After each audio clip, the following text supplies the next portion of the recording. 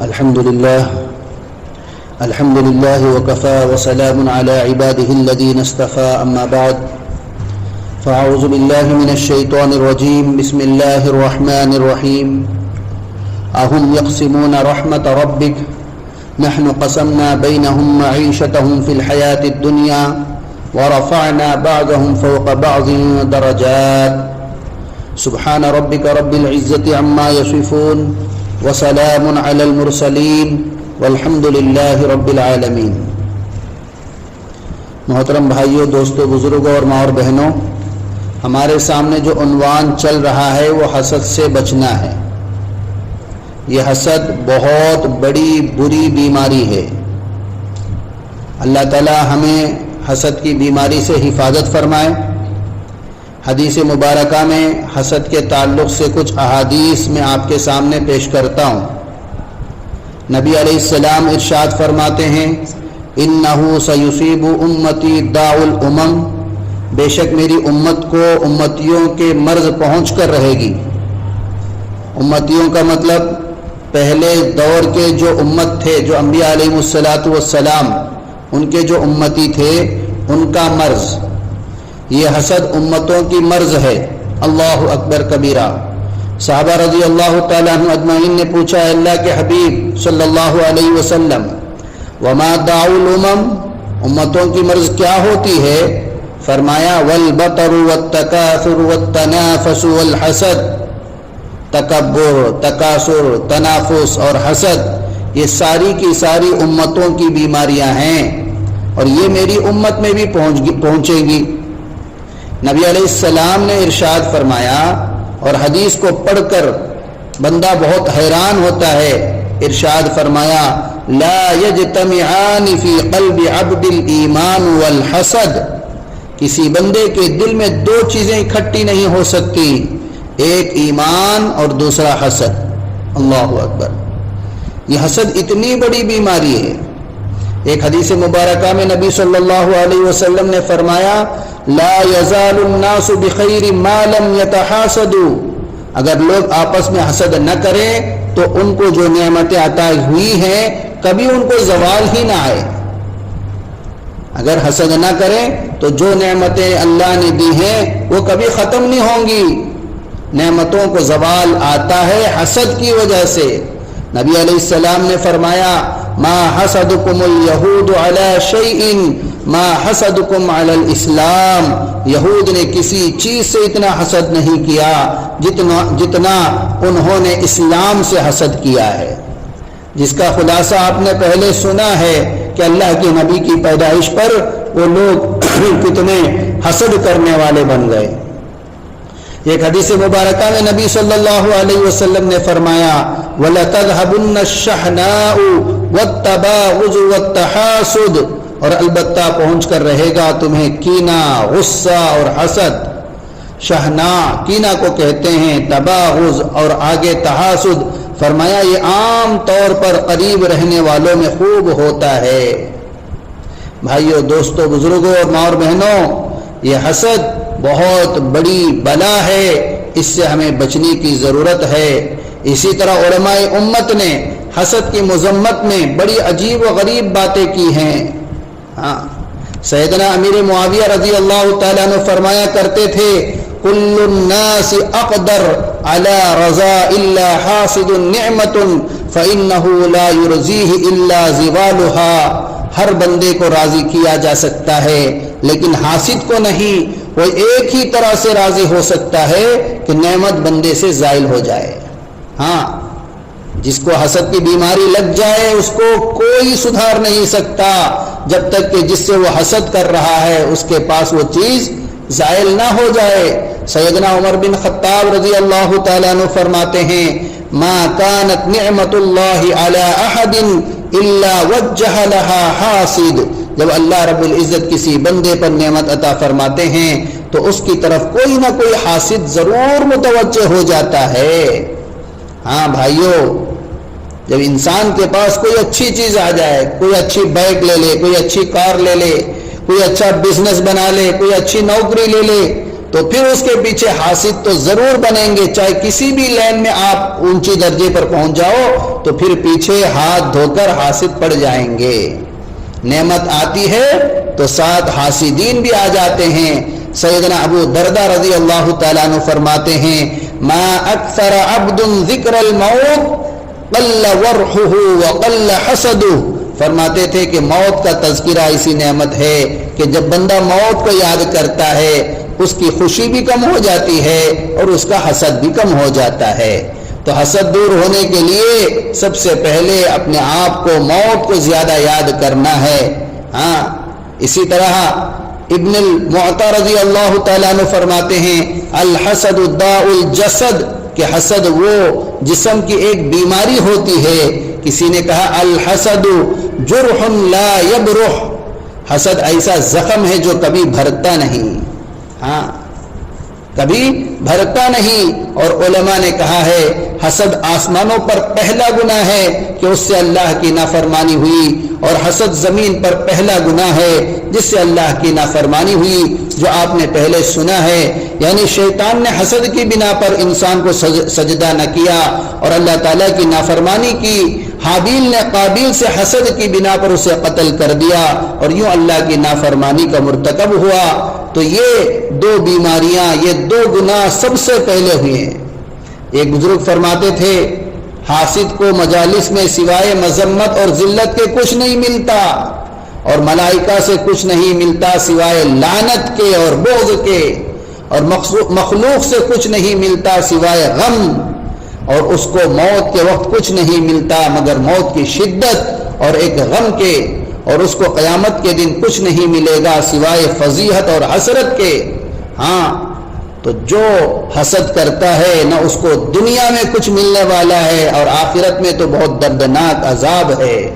چنانچہ ایک بزرگ فرماتے تھے من رضا بقضاء اللہ تعالی لم يحسد احد ومن قطع بعطاء لم يدخله حسد. جو اللہ کی رضا پر راضی ہو جائے کسی سے اس کو حسد نہیں ہوگا، اور جو اللہ کی عطا پر قناعت کر لے تو حسد اس میں داخل ہی نہیں ہو سکتا. یعنی اللہ نے جو جس کو جیسے دیا ہے وہ سمجھے کہ بس اللہ نے مجھے جو دیا ہے بس الحمدللہ، تو پھر اس کو حسد نہیں آتی، حسد کی بیماری نہیں لگتی. ہاں اسی طرح ایک اور اللہ والے نے فرمایا الحسود من الغم کساق السلم، کہ حاسد جو ہوتا ہے اس کا غم ایسے ہوتا ہے کہ جیسے کوئی زہر پینے والا. اور فرماتے تھے اسد تقاربۃ من حسود تراقبہ، اور اکثر شیر کسی کے پیچھے لگ جائے، اور اگر شیر کسی کے پیچھے لگ جائے یہ زیادہ بہتر ہے کہ کوئی حاسد کسی کے پیچھے پڑ جائے. اللہ اکبر. ایک حسد کرنے والا پیچھے پڑنے سے اچھا ہے کہ شیر پیچھے لگ جائے. اب اندازہ لگائیے کہ حسد کتنا جو ہے کیسا جو ہے بدترین چیز ہے. ہاں آپ نے سنا کہ جب حسد زیادہ ہو جاتا ہے تو انسان کیا کرتا ہے اس کو خود پتہ نہیں چلتا. بہت طرح طرح سے اس کو آگے والے کو نقصان پہنچانے کے لیے یہ چاہے اپنے آپ کو سب کچھ کو بیچ دے گا لیکن سامنے والے کو بدنام کرنے کے پیچھے پڑا رہے گا. اس سے وہ نعمت کو چھینتے ہوئے وہ ضائع ہوتے ہوئے دیکھنے کے لیے وہ کھڑا رہے گا. تو بھائیو دوستو، جیسے امام اعظم ابو حنیفہ رحمۃ اللہ علیہ کے پیچھے حاسدوں نے لگا تھا، اور سب سے زیادہ میرے اور آپ کے آقا صلی اللہ علیہ وسلم کے پیچھے یہودی حسد کر رہے تھے. ہاں بعض مشائخ نے فرمایا حسد ایسا زخم ہے جو کبھی بھی جو ہے نارمل نہیں ہوتا. حسد کا مرض عام ہے، چنانچہ اس بیماری کی وجہ سے انسان کے سینے میں ہر وقت ایک آگ سی لگی ہوئی ہوتی ہے. اس کو قرار ہی نہیں آتا کہ اس چیز کو یہ چیز کیوں ملی، اس کو قرار ہی نہیں ہوتا کہ اس کو یہ چیز کیوں مل گئی. آج ہمارے زمانے میں قریبی لوگوں میں حسد، دوستوں میں حسد، خاندان میں حسد، پڑوسیوں میں حسد، اس قسم کی بیماری دیکھنے میں آتی ہے. کسی کے بیٹے کا رشتہ اچھی جگہ ہو گیا تو حسد، دو بہنوں میں آپس میں حسد پیدا ہو گیا، کسی کے ڈیل اچھی ہو گئی کاروبار میں، جو اس لائن کے بزنس والے ہوتے ہیں وہ حسد کرنے لگ جاتے ہیں. پڑوسیوں کے اندر حسد، ایک شہر کے اندر رہنے والوں میں حسد، اسی طرح ایک جگہ پڑھنے والوں میں حسد. تو تو حسد کی بیماری بہت عام ہو گئی ہے۔ یہ حسد اتنی بری بیماری ہے کہ اس کی مثال آگ کے مانند ہے۔ یہ ایک آگ ہے جو بندے کے دل کو لگی ہوئی ہوتی ہے، بندہ اپنے بس میں نہیں ہوتا۔ حالانکہ حسد کرنا یہ تو اللہ تعالیٰ کی تقسیم پر اعتراض بننا ہے، اللہ کی تقسیم پر اعتراض کرنا ہے۔ جو میں نے شروع میں آیت پڑھی، بسم اللہ الرحمن الرحیم، اہم یقسمون رحمت ربک نحن قسمنا بینہم معیشتہم فی الحیات الدنیا ورفعنا بعضهم فوق بعض درجات۔ کیا یہ لوگ پروردگار کی رحمت کو بانٹتے ہیں؟ ہم نے ان کی معیشت کو دنیا میں تقسیم کر دیا ہے۔ ہاں، اللہ تعالیٰ فرماتے ہیں ہم نے ان کے درمیان روزی کو تقسیم کر دیا اور بعض کو بعض پر فضیلت عطا فرما دی۔ تو حسد کرنے والا در حقیقت پروردگار عالم کی تقسیم پر اعتراض کر رہا ہوتا ہے، پروردگار عالم کی تقسیم پر اعتراض کر رہا ہوتا ہے۔ اب نعمتیں تو اللہ تعالیٰ کے پاس ہیں، وَإِن مِّن شَيْءٍ إِلَّا عِندَنَا خَزَائِنُهُ وَمَا نُنَزِّلُهُ إِلَّا بِقَدَرٍ مَّعْلُومٍ، اور ہمارے یہاں ہر چیز کے خزانے ہیں اور ہم اس کے جو ہے مناسب اتارتے ہیں، جس کو چاہتے ہیں دیتے ہیں، جس کو چاہتے ہیں کم دیتے ہیں، جس کو چاہتے ہیں زیادہ دیتے ہیں، وہ اللہ کی مرضی ہے۔ وہ جس کو چاہے اپنی نعمتوں میں سے حصہ دے دے۔ اگر وہ کسی کو نعمت دے اور دوسرے کو اگر بری لگے کہ اس کو کیوں ملی، تو یہ اللہ تعالیٰ کی تقسیم کے اوپر اعتراض ہے، اس لیے کہ یہ بڑا شدید گناہ بن جاتا ہے۔ جیسے کہتے ہیں کہ نیکی برباد گناہ لازم، حسد ایسے ہی گناہوں میں سے ہے۔ نبی علیہ السلام نے ارشاد فرمایا، الحسد یأکل الحسنات کما تأکل النار الحطب، حسد کی ہوئی نیکیوں کو اس طرح کھا جاتا ہے جیسے آگ خشک لکڑی کو کھا جاتی ہے۔ اللہ اکبر کبیرہ۔ حسد کی ہوئی جو ہم نے پہلے کر رکھے ہیں نیکیاں، وہ تمام نیکیاں جل کر راکھ ہو جاتی ہیں۔ جو حسد کرتا ہے تو جیسے آگ لکڑی کو کھا جاتی ہے، ایسے ہی یہ حسد نیکیوں کو کھا جاتا ہے۔ دیکھیں، ایک تو شرک کی جس کے بارے میں فرمایا کہ کی ہوئی نیکیوں کو برباد کر دیتا ہے، فرمایا لئن اشرکت لیحبطن عملک، اگر آپ شرک کے مرتکب ہوں گے کیے ہوئے عمل کو ضائع کر بیٹھیں گے۔ دوسرا، نبی علیہ السلام کی شان میں بے ادبی اور گستاخی کا مرتکب ہونا، یہ ایسا گناہ ہے کہ کیے ہوئے عمل ضائع ہو جاتے ہیں۔ چنانچہ سورہ حجرات میں اللہ تعالیٰ ارشاد فرماتے ہیں، لا ترفعوا اصواتکم فوق صوت النبی، اپنی آوازوں کو نبی صلی اللہ علیہ وسلم کی آواز سے اونچا نہ کریں۔ ہاں، اللہ نے صحابہ کو فرمایا کہ نبی کی آواز سے تمہاری آواز اونچی نہ ہو۔ اے میرے محبوب کے یارو، اپنی آواز کو میرے محبوب کی آواز سے اونچا بھی نہ کرنا۔ اگر کر بیٹھے ان تحبط اعمالکم وانتم لا تشعرون، تمہارے کیے ہوئے عملوں کو ضائع کر دیا جائے گا اور تمہیں اس کا پتہ بھی نہیں چلے گا۔ تو گویا 3 گناہ ایسے ہوئے جن سے بندے کے کیے ہوئے عمل ضائع ہو جاتے ہیں۔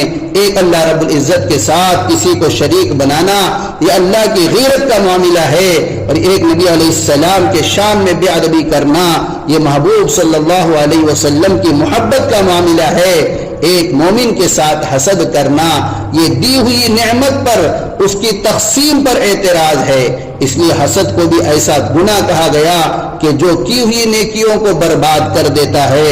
اور کا مقام ہے کہ اول تو ہمارے پاس نیکیاں ہیں ہی نہیں، اور اگر کوئی ٹوٹے پوٹے عمل ہیں تو فقط جن کے پیچھے ان عملوں کو بھی تباہ کر بیٹھیں تو پھر ہم جیسا بیوقوف کوئی بھی نہیں ہو سکتا۔ اس لیے حسد کے گناہ سے اللہ تعالیٰ کی پناہ مانگنی چاہیے۔ ہاں، اللہ تعالیٰ سے پناہ مانگنی چاہیے۔ بھائیو، دوستو، بزرگوں اور ماں بہنوں، آج حسد دنیا میں بہت بڑھتا جا رہا ہے۔ حسد کی ایک بات ہمیشہ دل میں یاد رکھ لیں، نیکی برباد گناہ لازم۔ اس کو ہم کسی پیپر میں لکھ کر ہمیشہ اپنے سامنے رکھیں، کہیں چپکا لیں۔ حسد کرنے سے نیکی برباد, کی ہوئی نیکی برباد اور گناہ لازم ہو جاتا ہے. تو بہرحال اللہ تعالیٰ سے دعا فرمائے کہ اللہ تبارک و تعالیٰ ہم تمام کو حسد سے بچنے کی توفیق عطا فرمائے, اور اسی طرح حاسدین کے جو ہے حوالے ہونے سے بھی اللہ ہماری حفاظت فرمائے. اس لیے میں شروع میں بار بار کہہ رہا ہوں کہ یہ جو صورتیں ہیں آخری کے قرآن کی صورتیں, قل هو اللہ احد, قل اعوذ برب الفلق, قل اعوذ برب الناس, صبح شام 3 مرتبہ اس کو پڑھ کر دم کرتے رہا کریں. انشاءاللہ اس سے حاسدین کی حسد سے اللہ کی ہم پناہ میں آ جائیں گے. وَمِن شَرِّ حَاسِدٍ إِذَا حَسَدَ, ہم اللہ سے کہہ رہے ہیں کہ اللہ ہمیں حاسدوں کی حسد سے بچا لیجئے. جب اللہ کی پناہ میں آ گئے تو پھر وہ کچھ نہیں کر سکتے, وہ خود جلتے رہیں گے, وہ خود مرتے رہیں گے, لیکن انشاءاللہ اللہ ہماری حفاظت کریں گے. تو اس لیے آج کا دور تو بہت, ہم حسد نہ کریں کسی کے اوپر, اور دوسرے حاسدوں سے اللہ ہماری حفاظت بھی فرمائے. اللہ ہم تمام کو کہنے سننے سے زیادہ سمجھ کرنے عمل کرنے کی توفیق عطا فرمائے. وآخر دعوانا ان الحمد للہ رب العالمین.